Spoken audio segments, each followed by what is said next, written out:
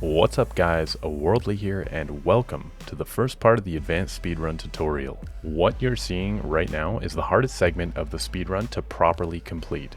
In this tutorial, you will learn each of the tricks necessary to complete this segment, followed by a breakdown of the segment itself. If you haven't watched the hotkey and character setup guide yet, I highly suggest doing that before attempting this advanced speedrun. There are 3 things we need to do in this segment. Number 1, we need to get Wendigo to use Source Blast. Number 2, we need to initiate the last cutscene. And then number 3, we need to get the 3 Death Fog barrels. So, right off the bat, I do suggest making a quick save file here. Now, in the setup guide, we did switch scroll up, scroll down to be the first option here. So instead of pressing 1, I'm going to scroll my mouse wheel and it's just going to skip that text. Now, from the start, we're going to want to adjust our set keys. We don't need the shields up, or we don't need the dome of protection, but we will move this around, and I'll just move those after. The skull's going to talk to you. You're going to want to skip that text. Don't worry about casting a spell. Normally, while you're on the table, you're going to adjust all your spells here, and this is how I like to set it up. We're going to put this at the very end, because if you drop this off your hotbar, it actually will come back later on. First thing I'm going to do is show you a couple of the tricks that are going to be used throughout this speedrun. So the first one is going to be a wall clip. Now, a wall clip is super simple. It's used by going up to any door. You can do it through some walls as well, and through ladders and such. But basically, you're going to take the object and place it behind you and click through the wall. To understand how this works, the box has to be in the lizard's hitbox while you are walking through the door. Now, with a smaller object, like a bag or even a potion, this becomes a lot harder because the hitbox intersection is so much smaller. So that out of the way, let's talk about Superfling. So Superfling is the replacement to Item Fling, which was enabling the frame cap and doing a fling. So if you did check out the hotkey section, this here, the interact, this secondary interact button, you can set it to anything. But basically, we're going to press that button on an object, and you're going to see that nothing really happens. I've pressed the button, but if I let go of the button, it's going to toss that object to where I let it go. You can do this to any part of the map you wish. So we can throw an object wherever we want using that alternate interact button. It's as simple as that. It's very easy. With understanding how Superfling works there, you guys are going to be able to do this segment. So if you do this bit of the segment properly, it should look like this. We're going to clear our hotbar, swap those, put that in the 0 slot, put that in the end slot, put that in the 5th slot. Then this guy's going to talk to us. Okay, now the next thing you're going to learn is ping cancel. Pinging, you can see that the hotbar goes gray, and then when I right click, it turns clear again. So you can see if I click, then right click the ping button, you can cancel any animation that's being cast. So like if I start casting Chameleon Cloak and I ping cancel, then it's just going to cancel every action. What we want is anytime we cast a buff, when that buff appears in the top left here, we want to ping cancel. So the first one is going to be haste. So we're going to haste when we see the buff up here. We're going to ping cancel and run this way. That way we don't have to watch the end of the animation. Now here, you're going to click on the ladder and just hit the enter key on your keyboard. You can do what I do and grab this here and run up to the door to clip through it using that laboratory step, just like this. Boop. Or you can just talk to Magister C1, hit 112, and they're both similar in speed, so it's not really that big of a deal. Now, of course, you're still going to be hasted, and I do recommend doing a quick save right here.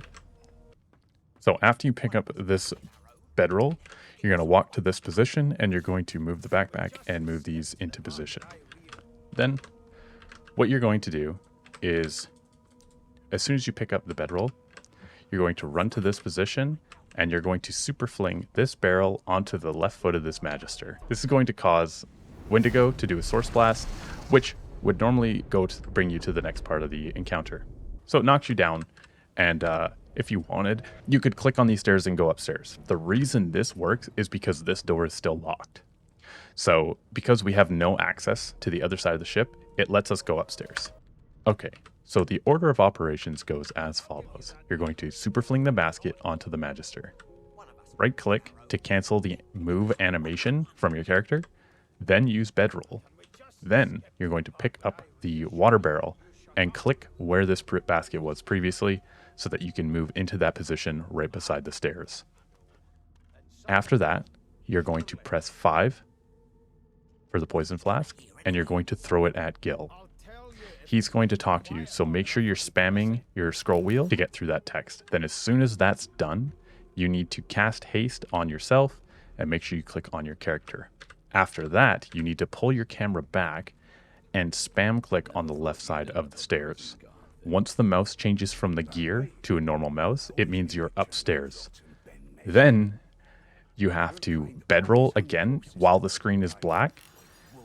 Move your mouse down a couple of inches, click 4 or 5 times very quickly, and then move your mouse back up to the top and over a little bit and click multiple times until you can't click anymore. After that, the screen should be clear again, and you should be able to continue the run. If you do it correctly, it should look like this.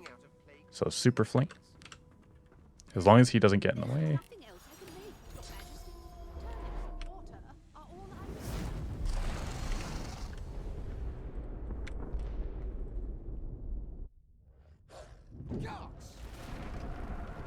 Just like that, and now we're heading to the door. Okay, so if you do it correctly, you should be in this area, and you won't have any control over your character. So what's happening when the screen is black is you're actually clicking right here, and if you click too far, your character will path around the fire, which you don't want. You want it to path through. We're going to bedroll and then move our mouse down and click here a bunch of times, and then you want to click way up here, right? So that's what's happening when the screen is black. And then you won't have any control of your character for a moment. Then you want to open your inventory, come to this corner, and you're going to do a clip here using that water barrel. And then you're going to grab the barrels in this order. You're going to grab the left one, then the right one, then the middle one at the same time.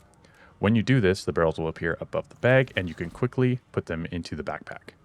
This is known as the 3DF 3B. Now, sometimes you won't get them in the backpack before the cutscene. Sometimes you will just get them here. But either way, if you did that, you're ready for the next segment. Occasionally, you will get bad RNG on this character, and you will just have to reset, basically. Or just restart from up here or whatever. If it seems like it's happening a lot, close the game and restart it. It can affect some of the character movement, okay? And with that, you have all the necessary tools to attempt this first segment of the speedrun. Once again, I will say that this is the hardest segment to complete, so if you do complete it, just know that the rest of the run will be a lot simpler. I will be releasing this in parts for each act, so make sure you guys subscribe and hit that like button, and we'll see you in the next one.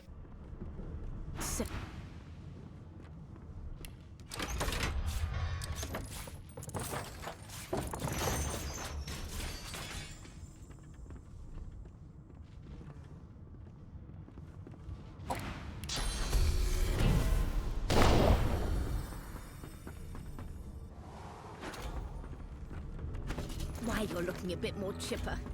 Good gods! There's been a murder.